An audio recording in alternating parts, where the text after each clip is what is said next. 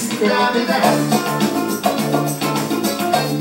Feliz Navidad. Mulla on aina ollut semmonen periaate, että mä en heitä ruokaa roskiin. Mun mielestä se on aivan törkeetä.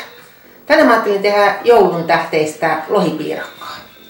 Mä käytän tähän taikinaa vanhat perunat, jotka meillä jää yli. Nämä on ollut pari päivää jääkaapissa. Ja muussa on ne hyvin. Sitten mä lisään joukkoon noin 75 grammaa voita. Mä tykkään käyttää tätä vegaanista Eleplant-voita. Laitan ne sinne. Ja sitten mä nypin joukkoon Graham-jauhoja, johon on laitettu 1 teelusikallinen leivijauhetta. Noin. Sitten mä vaan nypin nämä kaikki ihan tasaiseksi massaksi. No niin, nyt mä oon nyppinyt tämän tasaiseksi massaksi. Ei haittaa vaikka vähän löysää. Ja mä laitan tän nyt jääkaapiksi noin puoleksi tunniksi vetäytymään ja sillä aikaa mä teen ne täytteen. Joulupöydästä jää jäljelle aina vähän sitä sun tätä. Mulla jäi kylmäsavulohta, vähän sipulia, tilliä, crème fraîchea, fetaa ja nämä mä nyt aion tässä vähän yhdistellä. Eli tähän tulee 3 munaa.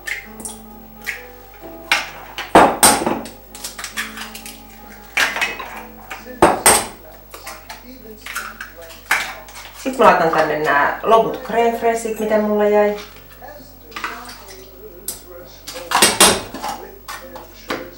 Ja smetanat. En viitti ihan kaikki laittaa. Laitan vähän.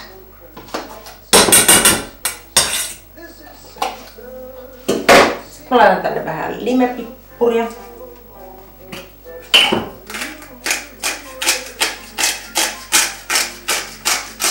Suolaa ei tarvi, kun mulla on fetajuustoa tässä. Kermaakaan mä en viitti laittaa, kun tässä on nyt niin paljon crème fraîchea ja smetanaa, niin mä käytän tähän ihan kauramaitoa. Eli mä laitan 1 tesin tähän kauramaitoon. Nyt vaan sekoitellaan. Tää taikina on nyt jääkaapissa noin puolisen tuntia ja mä painelen sen tähän piirakkapohjaan. Mä oon laittanut tuohon öljyyn, että on saanut kiinni. Vähän voi laittaa jauhoja tähän, niin tää on helpompi painella.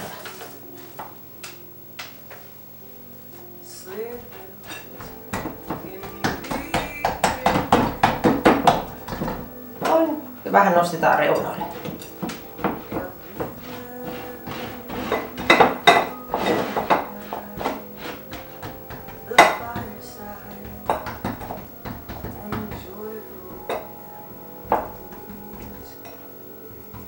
Noniin, ei saa tulla reikiä.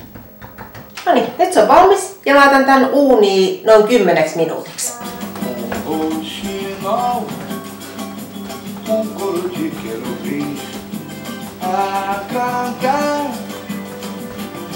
Nyt voisi servutella tänne uuniin. Noniin, nyt tää on ollut uunissa noin 10 minuuttia, niin voidaan ottaa pois täältä. Sitten vaan laittaa täydet siihen.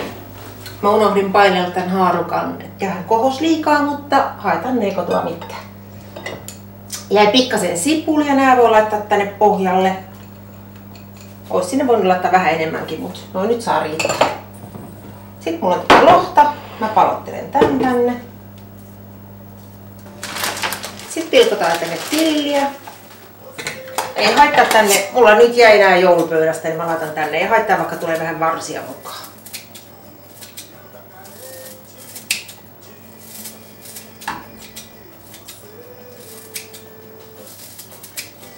Noin, nyt tuli nekin käytetty. Levitetään vähän tasaisemmin. Sitten mä hieman tänne fetaa. Meiltä jää tämmönen pieni palo, niin tää menee tähän oikein hyvin.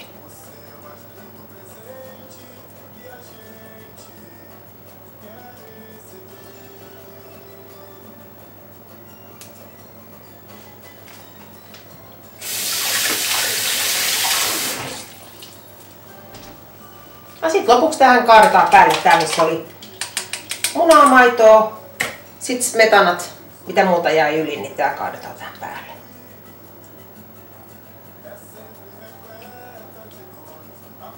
Noin. Sitten se laitetaan uuniin noin puoli tuntia 200 astetta. With lots of laughter throughout the years, from the bottom of my heart.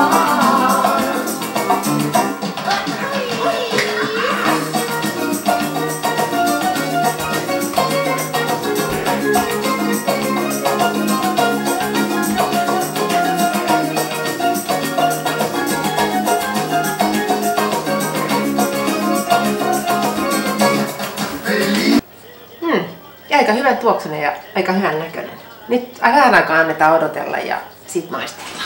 Nyt koittaa se hetki, että pääsee maistamaan.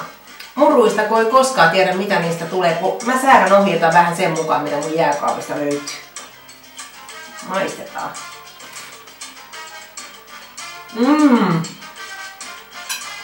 Ai vitsi, että tuli hyvää. Tosi hyvä toi pohjaksi, sinne laittoi niitä perunoita. Oli jäänyt vielä valkkariakin. Skål!